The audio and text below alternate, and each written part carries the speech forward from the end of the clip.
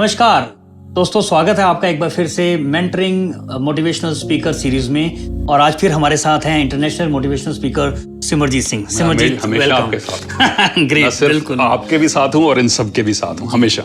सिमरजीत जी, आप बहुत टाइम दे रहे हैं हमारी भावी पीढ़ी को, जो लोग मोटिवेशनल ट्रेनर बनना चाहते हैं। जी, ये हमारा भविष्य है। बिल्कुल, और हम लगातार काफी सारी चीजें डिस्कस कर चुके हैं। आई होप कि उनसे उनको हेल्प भी मिली होगी और हमें उनके जवाब आने भी शुरू हो गए हैं। Very nice.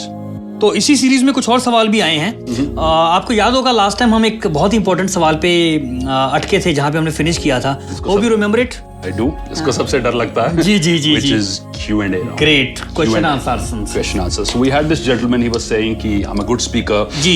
मुझे अपने टॉपिक पर कंट्रोल है, मैं अच्छे डिलीवर कर लेता हूँ टॉक्स, बट मुझे Q&A से डर लगता है। And the name of this gentleman was Jaswinder Singh. Ji. I think it's a great question और सबको हिचकिचाहट होती है। कुछ लोग तो अपनी प्रेजेंटेशन फिनिश करके यूं ऐसे भागते हैं स्टेज से, जैसे मान लीजिए नीचे कुछ फ्री में डिस्ट्रीब्यूट हो रहा हो।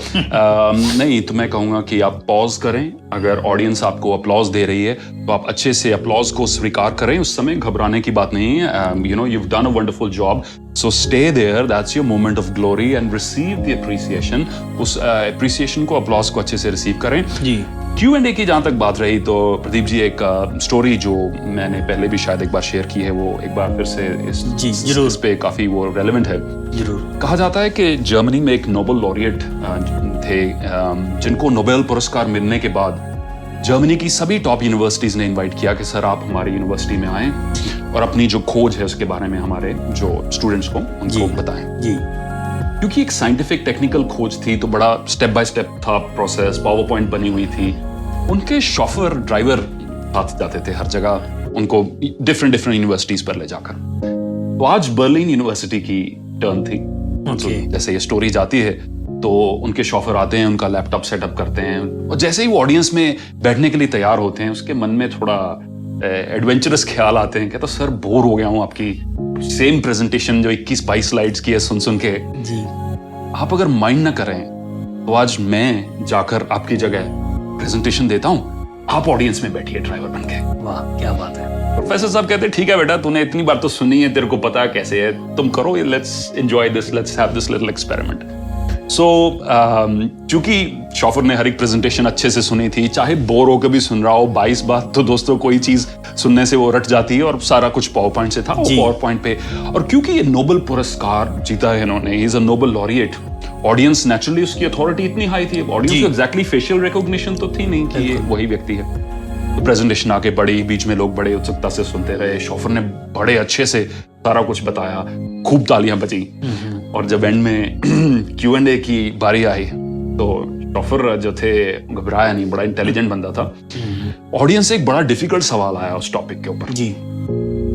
तो इसने उस समय सिचुएशन हैंडल करने के लिए बोला, कहता यार मैं यूनिवर्सिटी ऑफ बर्लिन में आया हूँ आज, इतना वर्ल्ड क्लास इंस्टीट्यूशन है और इतना सिंपल सवाल मैं नहीं एक्सपेक्ट कर रहा था इस ऑडियंस से। ओके, सिंपल सवाल, इतना सिंपल सवाल। इनफैक्ट ये सवाल इतना सिंपल है कि ऑडियंस में बैठे हुए मेरे शॉफर भी इसको आंसर कर सकते हैं। अच्छा। जी। और उन्होंने पॉइंट किया अपने प्रोफेसर साहब की तरफ, जो ऑडियंस में फ्रंट रो पर उनके शॉफर बन के बैठे हुए थे। उन्होंने आंसर किया। ओके। ये आपको नहीं करना है। I am not suggesting that you guys do this. Psychologist इस फिनोमेना को शॉफर नॉलेज कहते हैं। अच्छा। सो शॉफर नॉलेज मीन्स किसी भी फील्ड की नॉलेज आपको सतह पर है, on the surface. Okay. So बड़ी बेहतरीन बुक है, it's called the art of thinking clearly. The author is Rolf Dobelli. The art of thinking clearly से ही मैंने बोरो किया है ये इंसिडेंट जो आपको नरेट किया है। ठीक है। उसमें शॉफर नॉलेज की बात की गई है। You have to be the expert of something. बिल्कुल। ट्रेनर्स की टी शेप एक्सपर्टीज हो, अच्छी चीज है। So by T shape I mean like a T, alphabet T. को दुनिया की नॉलेज हर फील्ड की थोड़ी थोड़ी है, बट टी का जो ये वाला हिस्सा अंदर जा रहा है, the line that is going beyond, that means your expertise in one field. You must become an expert at something. At the same time you're not going to become a god of that subject. बिल्कुल। ठीक है। ये जाहिर है कितने सवाल होंगे, new developments होगी, कोई क्वेश्चन पूछे इसलिए जाते हैं to put you in a spot, to check whether you know the answer or not.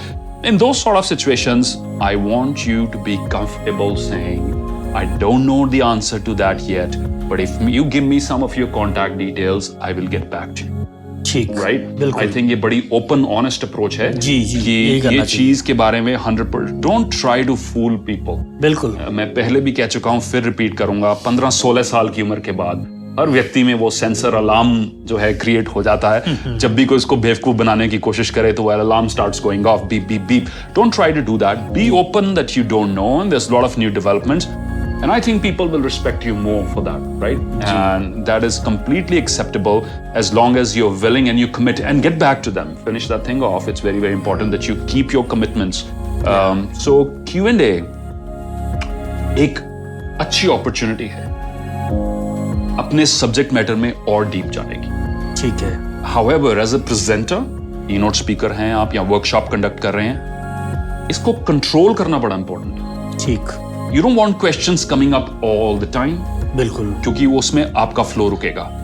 So, अगर 1 घंटे की कीनोट स्पीच है तो उसके बाद आप टाइम जी। रखिए। अगर वर्कशॉप है तो हर ब्रेक से पहले आप 5-10 मिनट रिकैप्चर करने के लिए, समराइज करने के लिए और Q&A के लिए रखें। आई पर्सनली फील कि अगर हर वक्त क्वेश्चंस इन बिटवीन पॉप होते रहेंगे तो 1 या 2 पर्सन्स उस डिस्कशन को डोमिनेट करेंगे, बाकी सब लोगों का नुकसान होगा। बिल्कुल। और आप जो मैसेज डिलीवर करना चाहते थे उसका फ्लो भी रुकेगा। रुकेगा। बाकी आपकी जो राय है प्लीज आप भी viewers बिल्कुल। के साथ share और वर्कशॉप के दौरान तो मैं तो ये भी कहता हूँ, कभी कभी जो सवाल ऑडियंस या पार्टिसिपेंट पूछता है, कभी कभी उसका सवाल हमारे आने वाली स्लाइड्स में ऑलरेडी होता है, right? तो हम उन्हें रिक्वेस्ट कर देते हैं कि भाई just wait for the right time, it is already coming. Right. So हर सवाल एक सही समय पे ही आना चाहिए। Absolutely. और कभी कभी ऐसा भी होता है, कुछ इररिलेवेंट क्वेश्चन भी होते हैं, True. तो हम मौके पे उसे अपने तरीके से हैंडल कर सकते हैं। And as you said, it's very important आप अपने ऑडियंस को बता दें कि your questions are welcome, उनको रिकॉर्ड कर लें, and there's a separate Q&A round.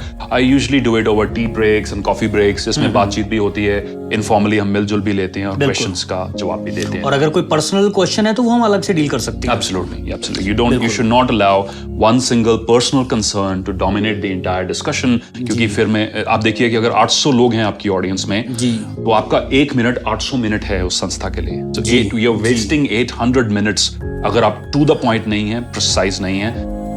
So आशा है कि इस चीज पर हमारे व्यूअर्स को और क्लैरिटी हुई होगी। And thank you for joining another series of mentoring motivational speakers in India.